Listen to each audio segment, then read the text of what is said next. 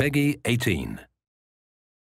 Homefront multiplayer is large-scale warfare. Complete and total bedlam. Epic vehicular warfare. Fast-paced, Exciting. Fun. Homefront multiplayer takes place during the occupation wars.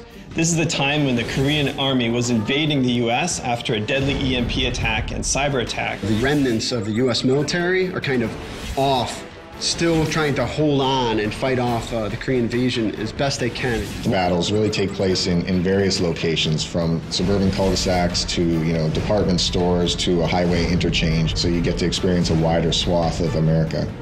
The multiplayer design goals really stems from wanting to build a large-scale warfare experience to really be the category leader in that audience. Make it accessible, make it intuitive, but most of all, make it a lot of fun. So you have infantry, you have drones, you have tanks, LAVs, helicopters, all those brought together in the battlefields. There's a lot of action going on. When you play Homefront, there's a tank rolling in, getting blown up, there's a helicopter overhead. We want to bring all those tools together into a really tight, cohesive package. What we're really trying to do is make the game play different than any FPS that you played before.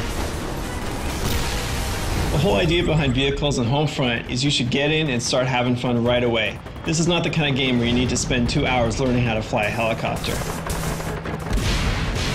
Battlepoints really gives us an in-game economy. So you're doing actions in the game, and every one of those actions is earning you points. So Battle Points basically allows us to put a price on each vehicle, to put a price on every special weapon.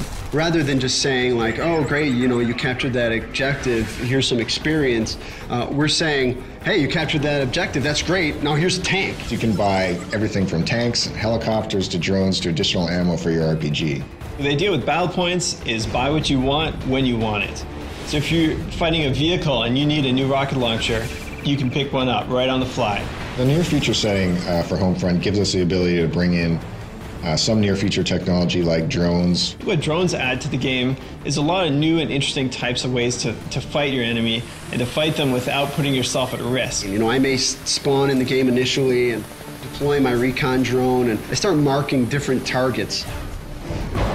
Ground control, everyone races for these 3 objectives, and then when you capture an objective, you start gaining points. Now, when you gain enough points, it'll actually push the whole line over to the enemy section.